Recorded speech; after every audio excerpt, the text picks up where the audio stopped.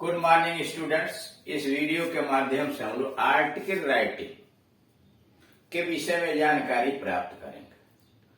Article writing जो होता है वह राइटिंग स्किल्स के अंतर्गत आता है। राइटिंग स्किल्स में दो तरह के क्वेश्चंस होते हैं, एक एप्लीकेशन अथवा लेटर लिखने के लिए दिया जाता है और दूसरा डिस्क्रिप्टिव पैराग्राफ अथवा रिपोर्ट राइटिंग या आर्टिकल राइटिंग के विषय में पूछा जाता है। यह हाई स्कूल इंटरमीडिएट दोनों परीक्षाओं के अंतर्गत आता है। हाई स्कूल में 6 अंकों का होता है, इंटरमीडिएट में यह 10 अंकों का होता है। आर्टिकल राइटिंग एक संक्षिप्त लेख है जो भावपूर्ण लेख होता है, जो किसी घटना, दुर्घटना, किसी समारोह, किसी मेले, अनुभव, कहानी के आधार पर वर्णित किया जाता है।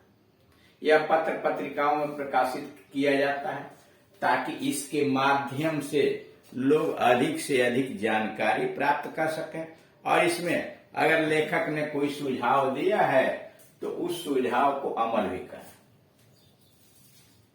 जब भी कोई आर्टिकल लिखना होता है तो सबसे पहले विषय वस्तु को ध्यान पूर्वक पढ़ते हैं कि किस विषय वस्तु पर वो पूछ रहा है।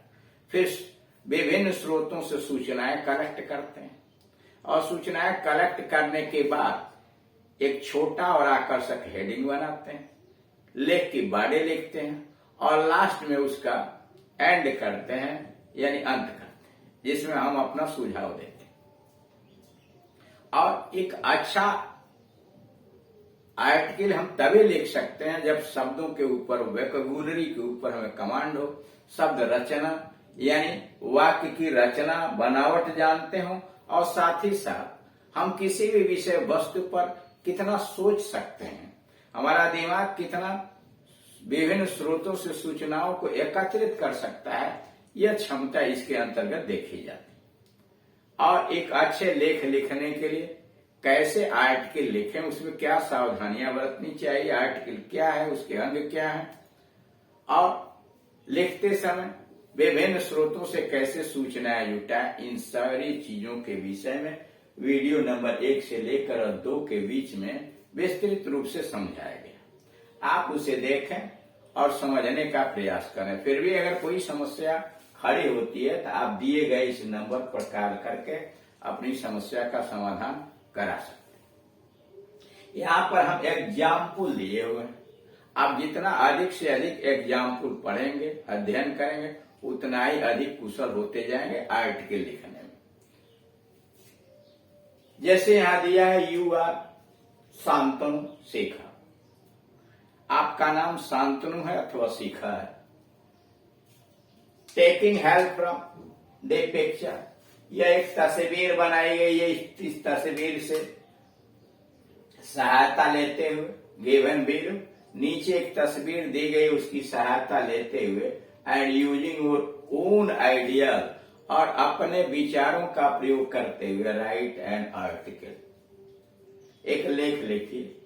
फॉर द स्कूल मैगजीन, विद्यालय की पत्रिका के लिए एक लेख लिखिए on the topic saving our earth, और विषय वस्तु होगा धरती को बचाना। 120 वर्ड्स, 100 या 120 शब्दों के बीच में आप एक लेख लिखिए विद्यालय की पत्रिका में प्रकाशित होने। मतलब यह कह रहा है कि आपका नाम जो है वह शांतनु है या शिखा है, वही नाम आप लिखेंगे भी।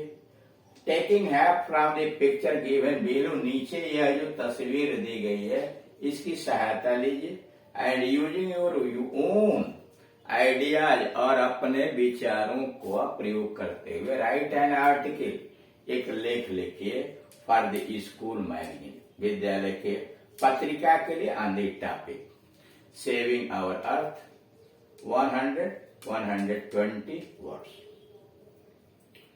सेविंग आवर अर्थ हेडिंग डाला, बाई शांतनु नाम दिया, शांतनु लड़कियां अपना शिखा लिखेंगे, बाई शिखा, लड़के बाई शांतनु और लड़कियां शिखा, यह हुआ हेडिंग। टाइटल, इस लेख का टाइटल आकर्षक होना चाहिए और भावपूर्ण होना चाहिए, संक्षिप्त। उसके बाद उस आर्टिकल की बॉडी लिखते हैं, स्टार्ट करते हैं the earth is the only known planet. धरती एक ऐसा ज्ञात ग्रह है विच सपोर्ट्स लाइफ, जिस पर जीवन है।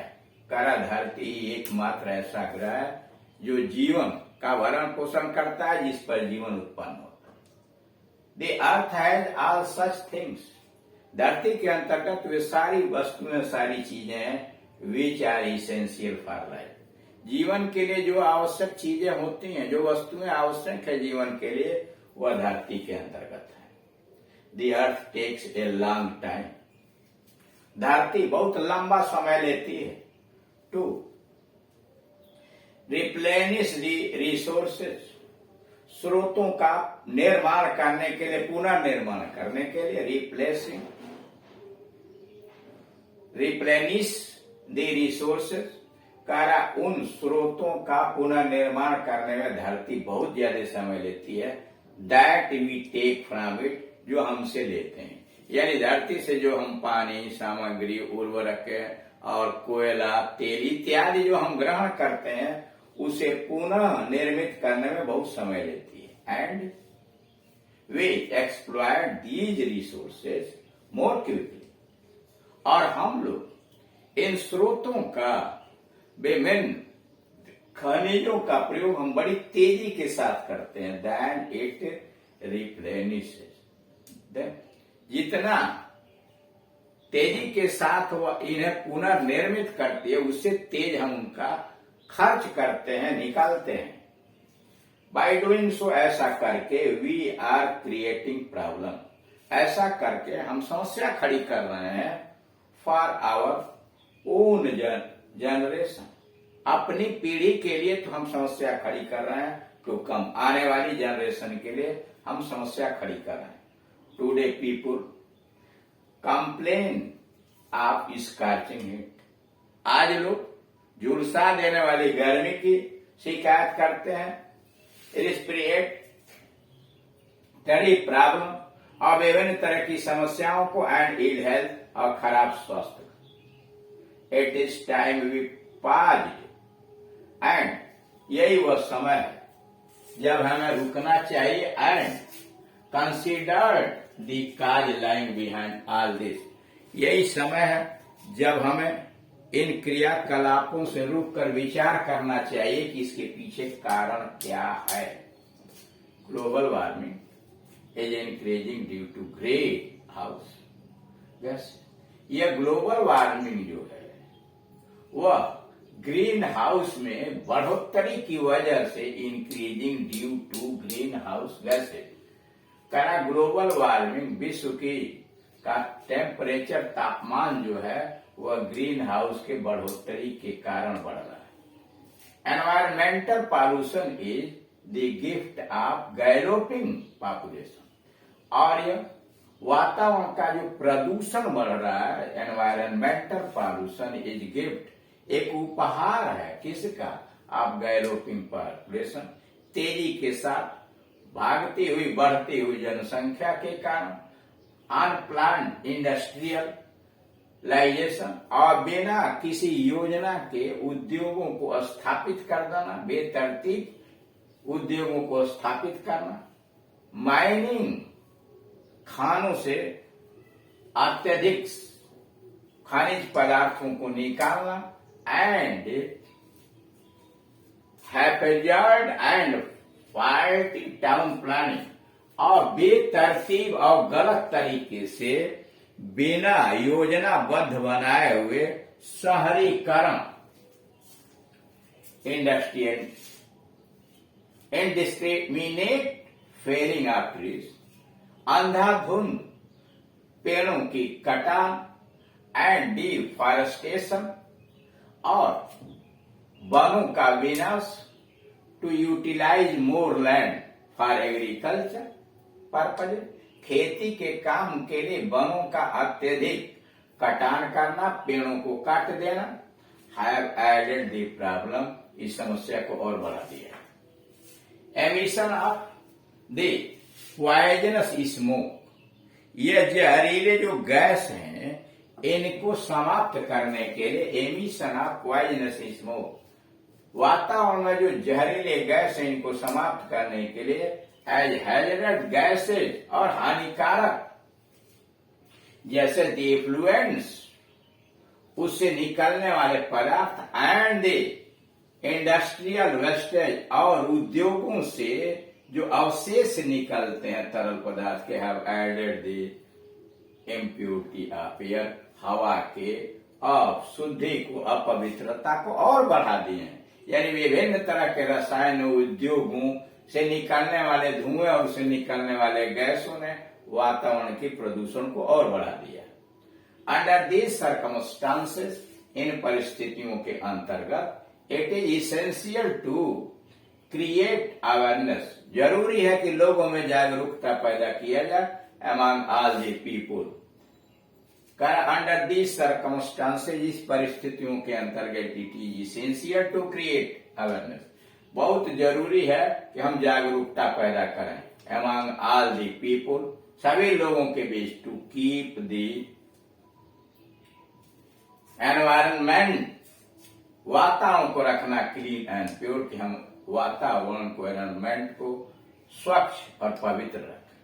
वैकेंट स्पेसेज में भी टर्न करा, खाली स्थानों को, खाली जगहों को बदला जा सकता है, यूज फॉर एफॉरेस्टेशन, करा खाली जगहों पर, धरती पर जो खाली जगह है वहां वन लगा कर, पौधे लगा करके वन बनाया जा सकता है। बिसाइड्स कारपोज मस्ट बी, इसके अतिरिक्त must be encourage made so that, इसके अलावे जो है विभिन्न तरह की चीजों को भी प्रोत्साहित करना चाहिए द एमिशन लेवल में डिक्रीज, ताकि इसकी जो है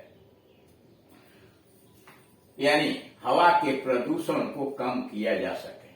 द लेसर द व्हीकल्स, जितना अधिक गाड़ियां कम होंगी, यानी गाड़ियों की आवागमन जितना अधिक कम होगा, the lesser the vehicle the lesser the smoke, उतना ही कम वातावरण में धुआं होगा। मतलब जितना अधिक आप उद्योग, गाड़ी घोड़ा या कम करेंगे उतना ही कम धुआं होगा। पीपल शुड फॉलो 3 R's, लोगों को 3 R's का पालन करना चाहिए। जैसे यहाँ दिया 3 R's का मतलब रेड्यूस, कम कर दीजिए, जैसे प्लास्टिक का प्रयोग, कागजों का प्रयोग और अन्य चीजों को जो प्रदूषण पैदा करते हैं उसे कम कीजिए। रीयूज, और उसका दोबारा प्रयोग कीजिए, यानी उस सामग्री का दोबारा प्रयोग कीजिए। और रिसाइकिल, पुनर्निर्मित कीजिए, यानी प्लास्टिक जो आप फेंकते हैं उसको एक जगह कलेक्ट करके पुनः उसी के द्वारा दूसरी वस्तुएं बनाइए, ये रिसाइकिल कहलाता है। कागज आप इधर उधर फेंकते हैं, उस कागज को एक जगह कलेक्ट करके पुनः एक नए तरह का कागज बनाया जाए, ये रिसाइकिल हुआ। We can arrange all work to create public awareness, हम हर चीज कर सकते हैं, हम व्यवस्था कर सकते हैं लोगों में जागरूकता पैदा करने के लिए। And to encourage the people to do, और लोगों को प्रोत्साहित कर सकते हैं all that they can do to save mother earth, और लोगों को हम जागरूक कर सकते हैं जिस प्रकार से वे लोग इस मातृभूमि को, मातृ धरती को बचाने का प्रयास कर सकते हैं। और यह तभी संभव है जब सभी के अंतर्गत जागरूकता आए। तो यह कुछ विभिन्न स्रोतों से आपने सूचना जुटा करके एक आर्टिकल लिखा। तो इसलिए आर्टिकल लिखने में सबसे जरूरी है कि आप क्वेश्चन को बारीकी से पढ़िए, फिर सूचनाओं को कलेक्ट कीजिए और क्रमबद्ध तरीके से लिखते हुए आप अपना सुझाव दीजिए। जैसे जैसे आप अधिक से अधिक वीडियोस को देखेंगे, आर्टिकल को पढ़ेंगे, वैसे ही आप अधिक से अधिक कुशल होते चले जाएंगे। किसी भी दिए गए विषय वस्तु पर आप आसानी से लेख लिख सकते हैं।